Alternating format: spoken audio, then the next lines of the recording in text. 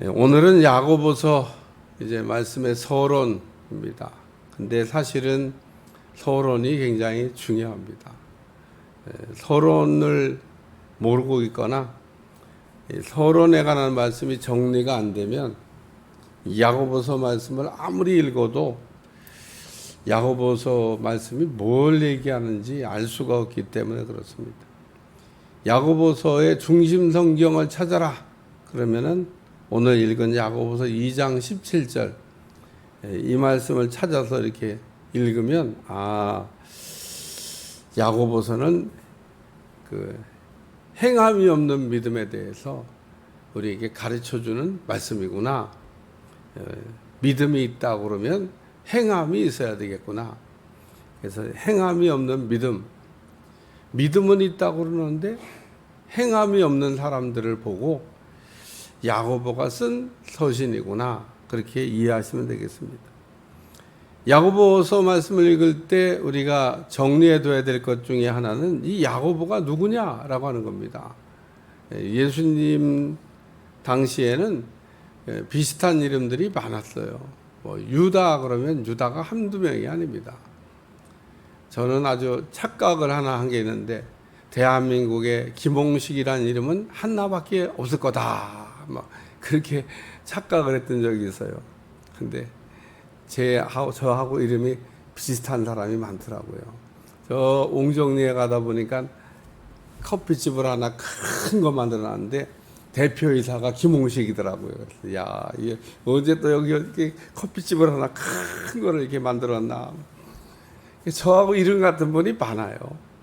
그러니까 지금 이 시대도 이름이 같은 사람이 많은데 아주 특이하게 길게 지으면 모르겠어요. 그러면은 같은 이름이 없을 수도 있는데 성경에 나온 모든 인물들은 동일 인물들이 많다고 하는 생각을 하면 됩니다.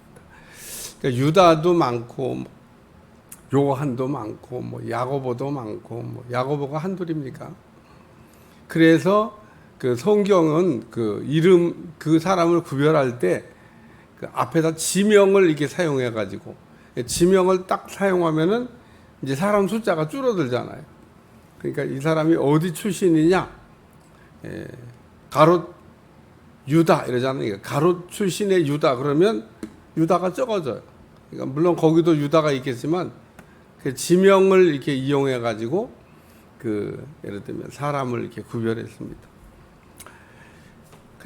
그렇게 하기도 하고 이렇게 확실하게 구별된 건 그냥 쓰기도 했는데 예수님이 부활 승천하신 이후에 예루살렘에는 두 명의 그 유명한 지도자가 있었는데 한 사람은 베드로고 또 한 사람은 야고보입니다. 야고보가 예수님 그 부활 승천하시기 이후에 곧바로 순교했는데 언제 이렇게 살아나가지고 또 사역을 하고 있지? 예수님의 제사 야고보는 예수님 그 부활 승천 이후에 곧바로 순교를 했어요.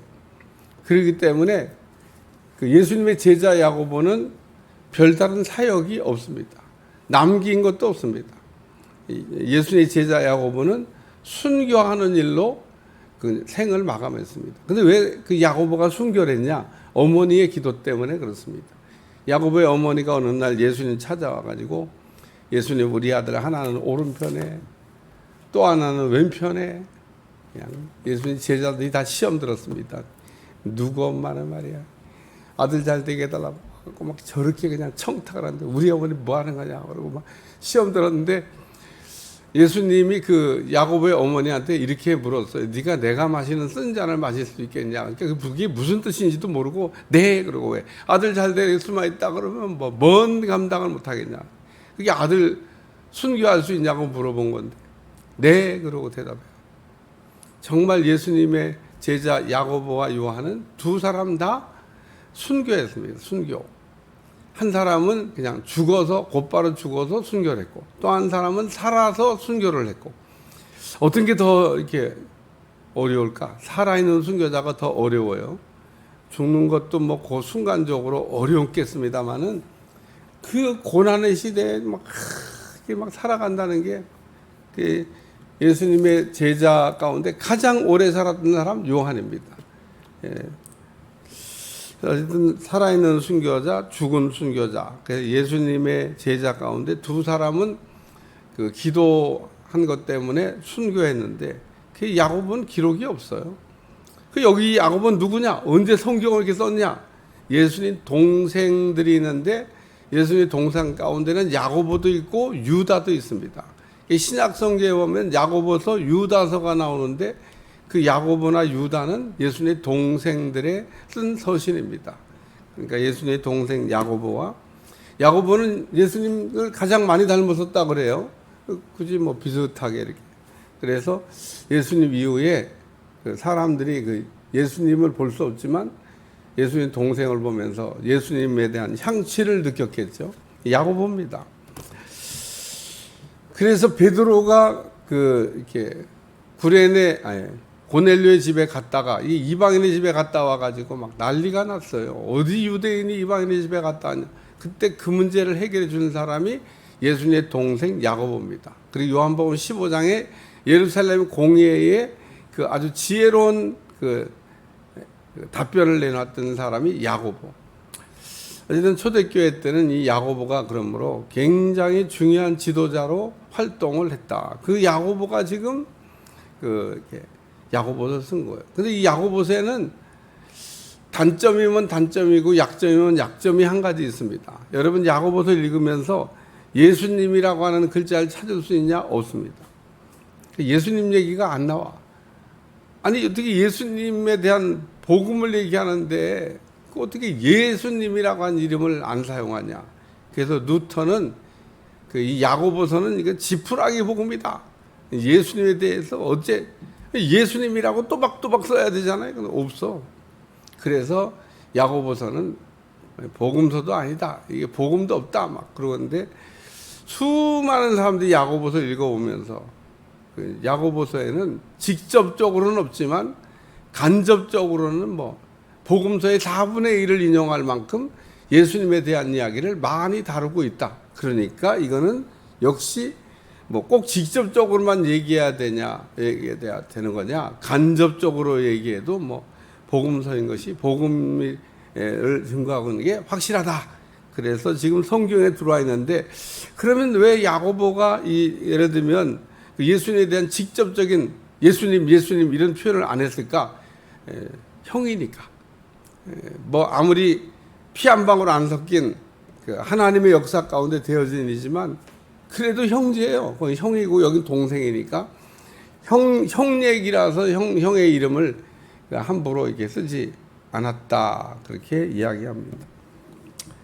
어쨌든 예수님의 동생 야고보가 쓴 서신 야고보서 행함이 없는 믿음은 그 자체가 죽은 거다. 그렇게 설명하는데 우리가 야고보라고 하는 사람이 어떤 사람인가? 두 번째는 낙타무릎이라고 하는 별명을 갖고 있습니다. 이 낙타무릎이 뭐냐면 무릎을 많이 꿇고 얼마나 야고보가 기도를 많이 했든지 무릎에 굳은 살이 배겼어요.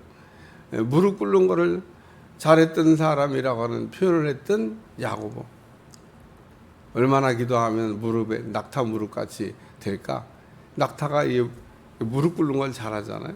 그래서 이 야고보의 별명이 낙타 무릎이라고 하는 별명을 갖고 있는데 기도를 뭐 엄청 많이 했다는 겁니다. 여러분도 뭐 야고보 같이 그렇게 기도를 많이 하는 사람이 되면 뭐 더할 나위 없이 좋은 거죠. 그래서 이 야고보는 예수님의 동생 야고보고 이 동생 야고보인지 모르고 막 예수님 제자 야고보라고 떠든 사람은 얘기하는 사람도 있어요. 주석도 안 보나 봐. 그냥 공부도 안 하고 감동으로 막 야고보만 나오면 다 예수님 제자 야고보인가? 왜? 훌륭하게 썼으니까 예수님 제자 야고보 아니에요. 그래서 우리가 외로울 때는 시편을 읽고 지혜가 필요할 땐 잠언을 읽고 또 고난 중에 있을 때는 빌립보서를 읽고 또 절망과 시리에 빠졌을 때는 베드로서를 읽고 믿음이 의심될 때는 로마서와 갈라디아서를 읽고 시험이 들었을 때는 야고보서를 읽어라. 그런 말이 있어요. 다시 한번.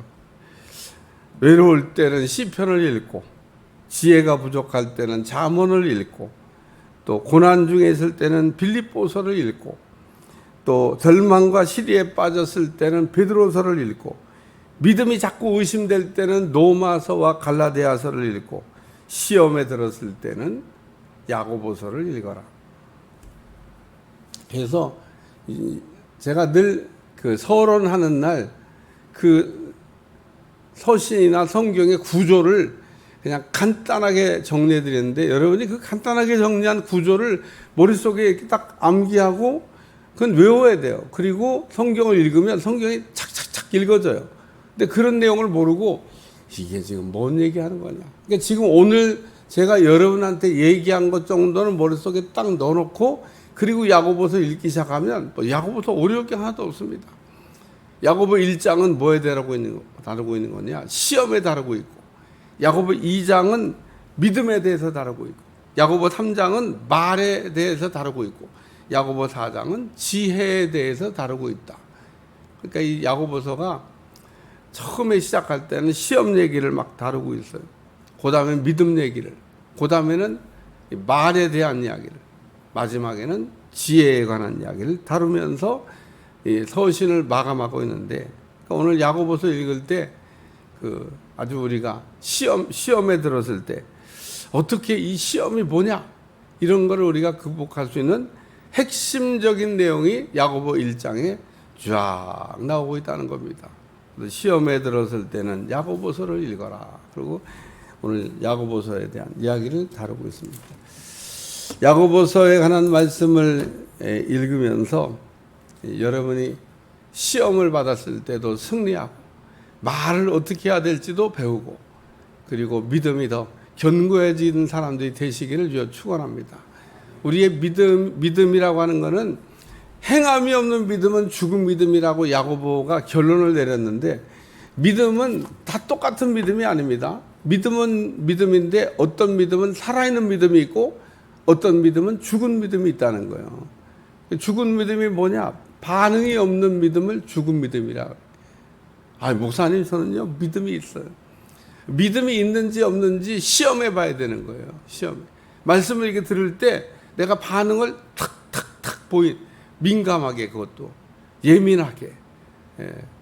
하나님 말씀을 이게 들었는데 반응이 껌뻑. 하나님 말씀에 대한 반응 속도가 느려요. 하나님 말씀을 들은 지가 벌써 언제 들은지 모르는데, 희미하게. 근데 오늘 우리가 아브라함을 믿음의 사람이라고 얘기하는데, 아브라함이 하나님 말씀을 들었어요. 듣고 아직 말씀이 마침표가 안 찍어졌어. 아브라함이 하나님 말씀을 들었을 때 마침표가 안 찍어졌습니다. 하나님 말씀을 그냥 계속 하고 있는 것 같아. 왜냐하면 목적어가 없으니까. 여러분, 목적어가 없는 말은 그냥 계속 하고 있는 거잖아요. 그럼 기다려야지, 목적어가 나올 때까지. 아니, 가라고 냈는데 어디로 간지는 몰라. 그러니까 기다려야지. 그게 바로 죽은 믿음이다, 그런 얘기입니다. 여러분, 히브리서 말씀을 배우면서 아브라함은 하나님의 말씀을 들었을 때 갈 바를 알지 못하고 갔다. 그러니까 목적어가 아직 없다는 얘기는 아직 말씀을 하나님이 하고 있는 중인데, 하시겠죠, 목적어를. 하셨어요. 여러분, 가나안 땅에 도착했을 때 하나님이 그 목적어를 얘기하잖아요. 이 땅을 내가 내 자손에게 주리라. 목적어를 얘기하잖아요. 근데 목적어를 만약에 아브라함이 기다리고 있었으면, 그러면은 믿음이 죽은 거죠. 그러니까 오늘 우리가 죽은 믿음이냐 살아있는 믿음이냐, 이게 굉장히 중요해요. 죽은 믿음은, 죽은 사람은 반응이 없어요. 살아있는 믿음은 반응이 있어요. 하나님의 말씀을, 예를 들면 가나의 혼인잔치의 종들이 예수님께 말씀을 들었잖아요. 근데 예수님 말씀이 뭔가 이상해. 한참 포도주가 떨어진 게 그게 문제인데, 문제는 해결할 생각을 안 하고 그 결례에서는 항아리에 물 채우라는 얘기를 하셨습니까? 뭔가 이상해요. 포도주가 떨어졌다는데 예수님 그거 들어서 알았잖아요. 예수님 어머니가 알려줬잖아요, 포도주가 없다고. 근데 예수님은 하인들한테 지시사항이 이상해요. 결례에 쓰는 항아리에 물 갖다 채우라는 겁니다. 아니, 포도주가 없다니까요. 근데 왜 물을 갖다 채우라고요? 이 종들이 아직 뭔가 말씀이 종결된 것 같지 않은데, 이 말씀은 언제 종결돼요? 다시 물 또 떠다 주라는 겁니다. 떠다 주고 연회장이, 야, 이거 포도주 어디서 났냐? 보통 사람들이 처음에는 좋은 거 내다가 나중에는 그냥 사람들이 술이 막 그하게 채들 때는 그냥 물 섞은 그냥 포도주 같은 거 갖고 오는데, 어떻게 이렇게 좋은 게 극상품의 포도주가 어디다가 뒀다가 나왔냐? 그리고 모르잖아요, 몰라. 연회장이 그걸 모를 리가 있겠습니까? 연회를 준비하면서 모든 걸 다 점검하고 포도주가 얼마입니까? 뭐가 다 할 텐데 그 내용을 모르는 겁니다. 모르지 뭐 예수님 만들었는데 어떻게 알아? 물떠온 아이는 알더라. 그때 아는 겁니다. 그때 예수님이 하신 말씀을 이해한 거예요. 포도주를 떠라주고 연회장이 물로 된 포도주를 맛보고 이거 어디서 났냐고 놀랄 때 그때서 비로소 마침표가 찍어진 겁니다. 우리 주님이 이래서 물을 채우라고 그랬고 이래서 물을 떠다 주라고 보냈구나. 그때서야 마침표가 찍어지고 안 겁니다. 오늘 우리가 행함이 없는 믿음은 죽은 믿음이다. 오늘 우리가 참 이게 죽은 믿음을 가지고 살아있는 믿음이라고 막 빡빡 우기면서 믿음 생활할 때도 있고, 죽은 믿음을 가지고 살아있는 믿음인 줄로 생각하고 믿음 생활하는 분이 있습니다. 믿음이 없는데 믿음이 있다고 생각을 하는 거예요. 여러분, 믿음이 없는데 믿음이 좋다고 생각하며 살았던 사람이 또 있습니다. 그게 신약 성경에 나오는 바리새인 서기관들입니다. 믿음이 1도 없습니다. 근데 본인들은 믿음을 엄청 잘한다고 생각을 했습니다. 뭔 믿음이 있어요, 믿음이 있기는. 그러니까 믿음이 있다고 그러면, 제가 대신방을 하면서, 이게 이제 대신방 다 끝났는데, 대신방을 하면서 제가 이게 그 성도들의 믿음의 상태를 다 볼 수 있습니다. 신방하는 거 보면, 믿음이 작아졌구나. 믿음이 커졌구나. 믿음이 이게 좀 뭐가 문제가 좀 생겼구나. 그런 거 다 점검하려고 신방하는 거예요. 제가 목회자들 만나지만 신방 쉽다고 하는 목회자를 본 일이 없습니다. 목회 가운데 가장 어려운 일 중에 하나입니다. 힘든 일 중에 하나예요. 고단한 일 중에 하나입니다. 아유, 목사님 막 대접받고 다니는데 연일연일 한번 해봐요. 진짜 힘든 일입니다. 그런데도 성도들의 가정을 확인해보고 믿음의 상태를 점검하고, 또 예를 들면 병든 거를 치유하고, 모든 거를 다 하기 위해서는 반드시 필요한 과정이라는 거예요. 오늘 야고보가 행함이 없는 믿음은 죽은 믿음이다. 행함이 죽은 믿음은 반응이 없습니다. 역반응하는 믿음도 있습니다. 반대로 반응을 해요. 반대로. 뭐 그런 믿음이 있냐. 이 죽은 믿음은 무반응이잖아요. 반응을 안 하는 거야. 근데 역반응이 있습니다. 반대로 반응한다 그런 얘기입니다. 가라 그러면 오고, 오라 그러면 가고, 완전히 삐딱하게 나가는 거예요. 어떻게 무슨 믿음이 그런 게 있어요? 하나님은 가라 그러는데 와, 오라 근데 가. 지 맘대로야. 예? 성경이 말하기를 화인 맞은 양심이라고 하는 얘기를 하고 있습니다. 양심이 화인을 맞았다. 병든 거 있습니다. 병든 믿음. 오늘 우리가 믿음도 병이 들 수 있다는 거예요. 어떻게 믿음이 병이 드나? 믿음이 병들면 가룟유다 되는 겁니다. 가룟유다 어디 이름표 써놓은 게 아니에요. 믿음이 고장나거나 믿음이 병들거나 믿음이 화인 맞으면 그러면 다 가룟유다 되는 겁니다. 그러니까 천사와 마귀는 종이 한 장 차이밖에 안 됩니다. 누가 천사가 어디 이름표 써 있고 마귀가 어디 이름표 써 있고. 오늘 우리 믿음을 잃어버리게 되면 언제든지 마귀의 그 하수인이 돼서 아주 극렬하게, 그러니까 우리가 그 집단에 들어가게 되면요 답이 없습니다. 그 집단에 들어가면 다 똑같이 그냥 같이 굴러가요. 딱 나와서 보면 이게 뭐가 잘못된 거구나 그리고 보이는데, 딱 안에 들어가 있으면 안 보입니다. 그러니까 오늘 우리는 때때로 이게 떨어져서 봐야 될 때가 있어요. 그림을 그리는 사람들은 그림을 그리다가 멀리서 한 번씩 보라고 얘기를 해요. 왜? 가까이서 막 그리면 안 보여 아무것도. 근데 그리다가 멈춰서 멀리. 그러니까 우리의 신앙도 마찬가지인 겁니다. 우리가 막 신앙생활할 때는 잘하는지 못하는지 모르는데 신앙생활하다 때로는 좀 멀리서 내 신앙이 어떤가 이렇게 확인을 좀 해야 될 필요가 있습니다.